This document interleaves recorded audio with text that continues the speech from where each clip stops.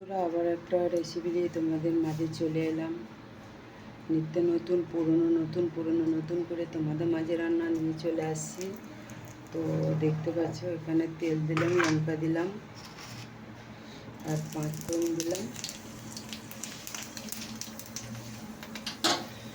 আর এ দেবো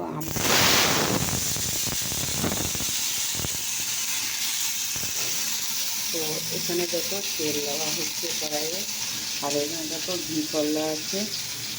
দেখো আমার নুন হলুদ মাখানো হয়ে গেছে। এটাকে দিয়ে দিলাম, চাপা দিয়ে দিলাম এইখানটা।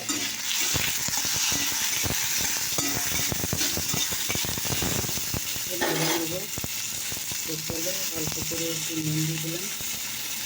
আর এখানে দেখো হলুদ দিয়ে দিলাম। আর একটু জল ঢেলে দেবো।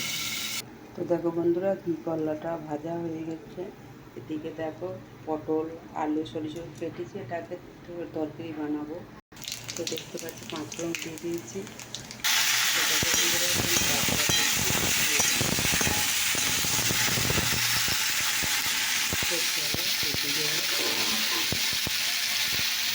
বাকিটা কতটা কী হলে দেখি।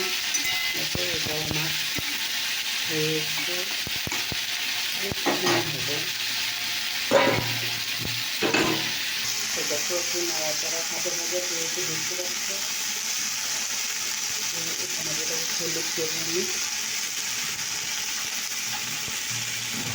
পরিমাণ মতো নুন দেবো।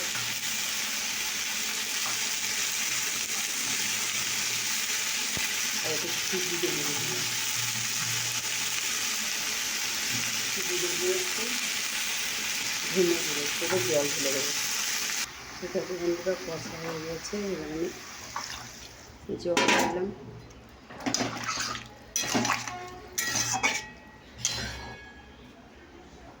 তো চলো বন্ধুরা দেখি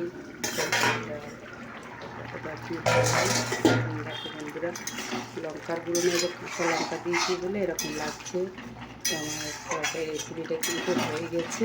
তো তোমাদের এই রেসিপিটা কেমন লাগলো অবশ্যই কমেন্ট করে জানিও। এটা কিন্তু শুধু নিরামিষ, একটু জিরে গুঁড়ো ধনে গুঁড়ো মশলা হলো আর কিছু না। একটু জল দিয়ে নুন হলুদ দিয়ে এটা করা হলো। করে লঙ্কা গুঁড়ো দিলে একটু লাল হয়, কাঁচা লঙ্কা দিয়েছি তো সেই কারণে। এটাকে তোমাদের এই রান্নার রেসিপিগুলো কেমন লাগলো, বা এর আগে যে দুটো আমের চাটনি, তারপরে তোমার ওই ঘি করলা ভাজা, তো তোমাদের এই রেসিপিগুলো কেমন লাগলো অবশ্যই কমেন্টে জানিয়ে। চলো তো আর একটা জিনিস তোমাদেরকে দেখাই। দেখো চা হচ্ছে, লাল চা হচ্ছে। আমি এক ফোঁটা নুন দিই, লাল চা হলে সুস্বাদু হয় একটু খেতে। আর চা চিনি দিই, ব্যাস এইটুকু সিম্পলভাবে করি। তো আমার এই রেসিপিটা হয়ে গেলো। তোমাদের কেমন লাগলো অবশ্যই কমেন্ট করে জানিও।